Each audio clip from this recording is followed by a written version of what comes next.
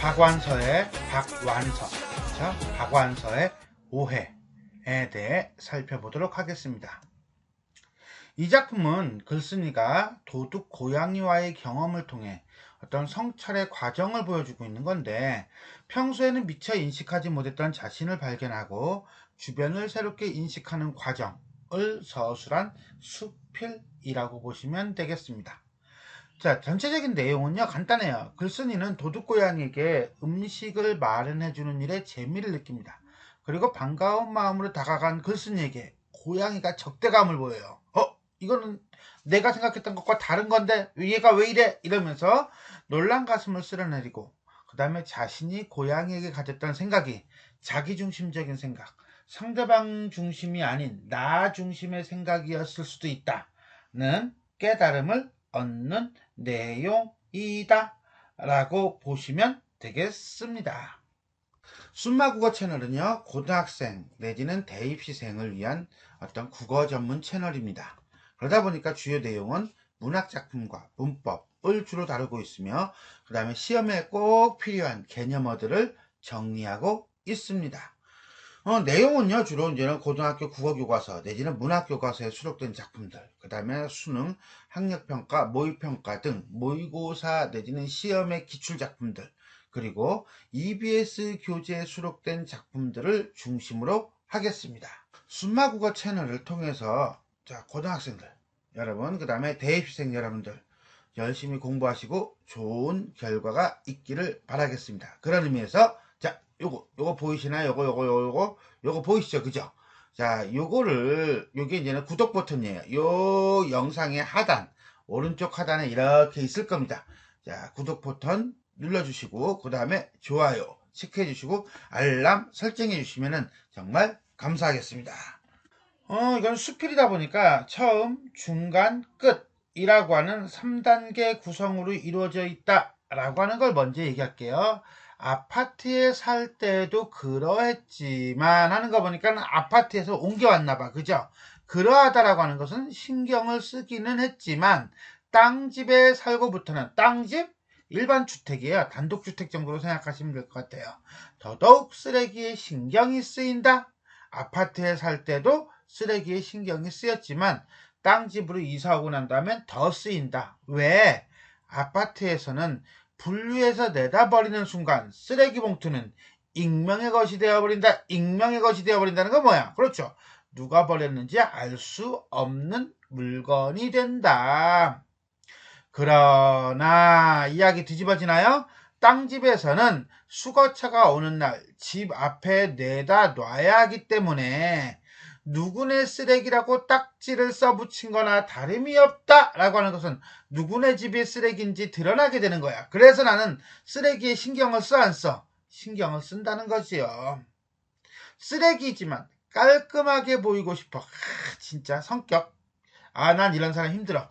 모자라지도 않게 넘치지도 않게 담아서 꼭꼭 잘 여미게 된다. 이게 쓰레기에 신경을 쓰는 두 번째죠. 뭐예요? 그렇죠. 깔끔하게 보이고 싶은 거예요. 남에게 흐트러진 모습을 보이고 싶지 않으려는 어떤 글쓴이의 깔끔한 성격 내지는 정갈한 성격 내지는 부지런한 성격이 드러나고 있다 라고 볼 수 있겠습니다. 쓰레기라도 깔끔하게 보이고 싶다는 내 허영심을 비웃듯이, 그게 허영심인가?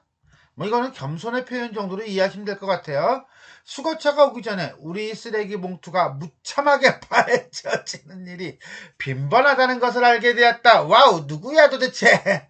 생선이나 닭고기를 먹고 난 후에는 영락없이 그런 일, 어떤 일, 무참하게 파헤쳐지는 일이 당했다. 분명히 이거는 누구 거야? 그렇지, 고양이들의 소행이야. 어떤 소행이야? 무참하게 파헤치는 소행이야. 띵띵띵띵띵 이렇게 되는 거죠. 그죠? 쓰레기 봉투를 무참하게 파헤쳤다.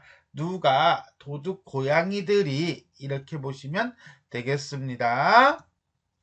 개는 안 기르는 집이 거의 없다시피 하지만 고양이를 기르는 집은 거의 없는 것 같은데도 동네에는 고양이들이 많다. 그 말은 결국 뭐야? 주인 없는 고양이가 많다는 거죠. 도둑고양이. 이렇게 도둑고양이들이 많기 때문에 쥐가 거의 없다는 게 동네 사람들의 설명이다. 좋은 점도 있네, 있기는. 그냥 이건 지나가는 얘기라고 보시면 돼요. 여기까지가 처음 부분입니다. 대문 앞에 내놓은 쓰레기 봉투를 도둑고양이가 파헤쳐버렸다. 어떤 사건, 계기를 제시하고 있네요. 중간 부분 볼까요? 아무리 그렇다고 해도 수거차가 지나간 후에도 문 앞이 깨끗하지 않고 닭뼈나 생선뼈가 어지럽게 널려 있다는 것은, 그렇지, 이 사람 마인드로는, 박완서 소설가의 마인드로는 용납이 안 되는 거죠. 그죠? 여간 속상한 일이 아니었다. 그래서 어때 느낌이? 그래, 정서가 속상해. 터져서 냄새나는 내용물이 꾸역꾸역 쏟아지는 쓰레기 봉투를 들어 올렸을 미화원 아저씨에게는 또 얼마나 미안한 노릇인가? 그래서 생각해낸 것이, 고양이가 좋아할 만한 먹이가 생기면 봉투 속에 넣지 않고 접시에 따로 담아 고양이가 잘 다니는 통로에다 놓아두는 것이었다. 나름의 해결 방안이네요. 왜? 그럼 봉투는 안 건드릴 거 아니야. 그죠? 오케이? 그것은 좋은 생각이었다. 적중했으니까. 즉 고양이들이 봉투를 건드리지 않았으니까. 그 후로부터 쓰레기 봉투가 훼손당하는 일은 안 생겼고, 나도 고양이를 챙기는 일에 뭐 했어요? 재미가 붙게 됐어요. 그전에는 어땠는데? 속상했는데. 그리고 보니까 대상, 즉 도둑고양이, 고양이를 바라보는 글쓴이의 감정의 변화가 생겼네요. 뭐에서? 속상함에서 뭐로? 재미로. 비린 것을 탐하는 고양이의 습성은 칩칩했지만, 칩칩? 칙칙도 아니고 칩칩? 찝찝도 아니고 칩칩? 뭐야 이건? 너절하고 염치가 없지만, 요런 단어는 진짜 안 쓰는 단어죠. 그래서 나만 안 쓰나? 하여튼 간에 챙겨놓고 들어갑시다. 이런 거는 잘 모르니까요. 생선뼈를 머리칼처럼 가느다란 가시까지도 깨끗이 발라내는 솜씨는 가히 예술이라고 부를 만했다. 그 대신 우리 식구들은 고양이 생각을 한답시고, 닭고기나 생선을 먹을 때 점점 더 살을 많이 붙여서 남기게 되었다. 아무래도 고양이에게 뭐예요? 배려하고 있었다. 글쓴이 식구들이. 오지랖인가? 하여튼 간에 그래요. 나는 한술 더 떠서 식구들이 잘 안 먹는 생선조림이 생기면 고양이를 위해 냄비채 쏟아버리기도 했다. 그러나 몰랐던 사실인가요? 고양이는 절대로 과식을 하는 일이 없었다. 다 먹을 줄 알았는데 남겼다가 며칠에 걸쳐서 다 먹어치웠다. 그래서 나는 속으로 우리 집 단골 고양이가 여간이 아니라고 매우 영리하고 현명하다고 머리 쓰는데 이랬던 거죠. 그죠? 생각했지만 한 번도 녀석의 모습을, 녀석? 의인화 쳤나요? 왜? 친근함의 표현이겠죠? 제대로 본 적이 없었다. 동네에는 여러 종류의 도둑고양이가 있지만 우리 마당을 환각처럼 바람처럼 스쳐가는 고양이, 환각처럼 바람처럼 스쳐가는 고양이, 짧은 시간에 휙 지나가는 고양이죠. 저게 뭐야? 뭐 봤나? 이런 식으로 베이지색 바탕에 검은 줄이 있는 상당히 아름다운 고양이라는 걸 알고 있을 뿐이었다. 그러니까 궁금해 안 궁금해? 궁금해. 호감도 있고, 호감과 궁금증을 느끼는 글쓴이. 오랜 장마가 갠 어느 날 오후였다. 두두두두두두두두두두. 장면의 전환이죠. 사건이 발생한다는 것을 암시하고 있어요. 글쓴이가 자신의 오해를 깨닫게 되는 사건, 주제를 드러내는 사건이겠네요. 마침 혼자 집을 지키고 있었다. 무더위가 한풀 꺾였다고는 하나 집안에는 아직 곰팡내 섞인 습기가 많이 남아있어 앞뒷문을 활짝 열어놓고 있었다. 마루에서 책을 읽고 있다가 무심히 부엌 뒷문 밖을 내다보았을 때였다. 짠짠짠짠. 대문 밖에는 꽤 넓은 툇마루가 있었는데, 툇마루는 넓은 마루에 그냥, 거기 우리 집 단골 얼룩고양이가 드디어 나타났다. 자, 나타났네요. 그죠? 얼룩고양이가. 가만, 뭐? 새끼를 5마리나 거느리고 나란히 앉아있는 게 아니냐. 와우, 갑자기 놀래 자빠질 노릇이죠. 어미는 산 후라. 새끼 낳았구나.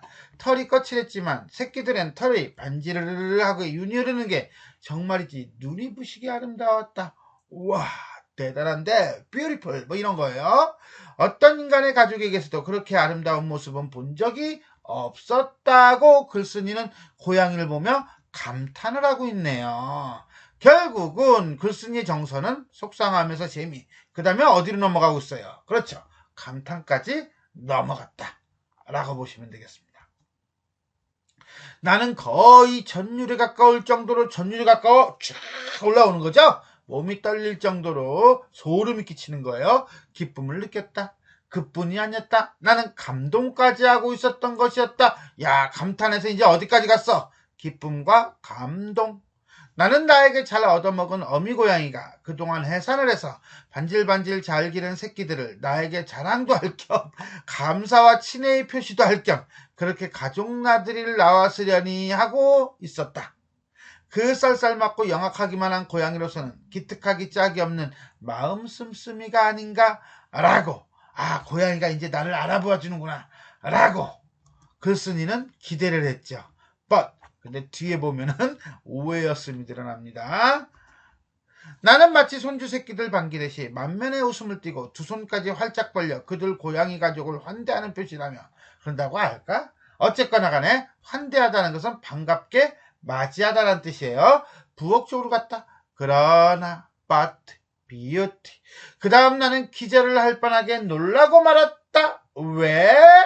밑에 보니까 어미가 눈에 불을 뿜으며 으르렁 이를 드러내고 나에게 공격 태세를 취하는 것이 아닌가?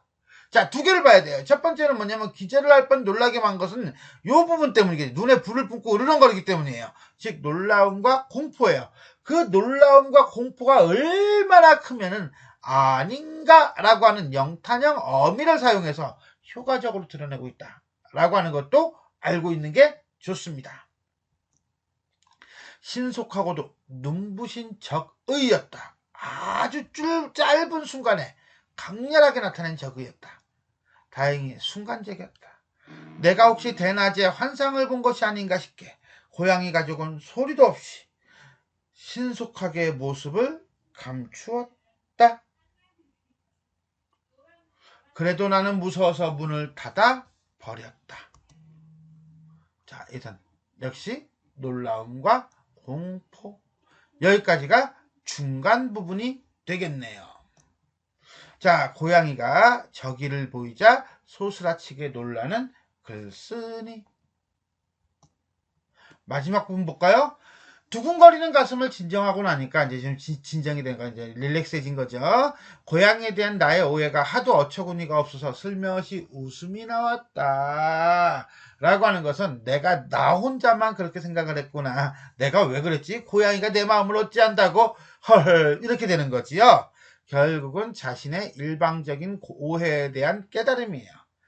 그까짓 먹고 남은 생선뼈 따위 좀 챙겨주고 나서 내가 녀석에게 길들이는 줄 알았다.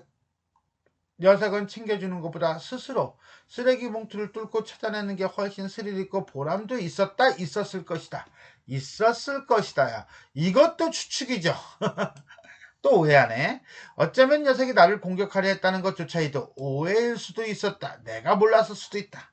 그렇게 미련을 가져야지. 나에 대한 녀석의 적이는 저렇게 인간이라는 족속에게 길들여지면 절대 안 돼! 라고 새끼들에 대한 강력한 경고, 새끼들을 가르치는 것일 수 있지 않을까? 라고 누구의 관점에서? 고양이의 관점에서 생각을 하고 있는 거지요. 우리는 흔히 고양이는 은혜를 모르는 동물이라고 생각하며 길들이기를 꺼려한다. 흔히 라고 하는 거 보니까는 고양이에 대한 보편적 통념이에요.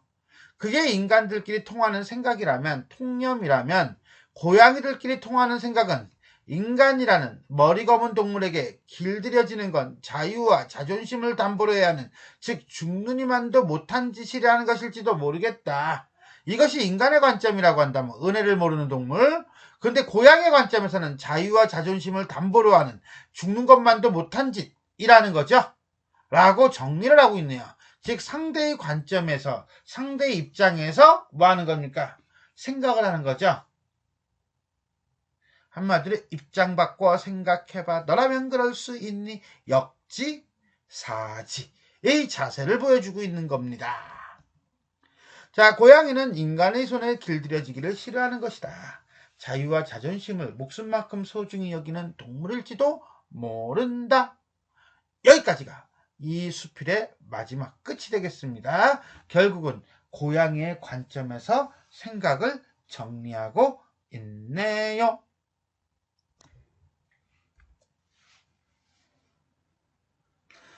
자, 우리가 이제는 본문을 살폈으니까 이제 전체를 한번 정리해 볼까요? 수필이고요. 그 다음에 고백적이고 성찰적이다.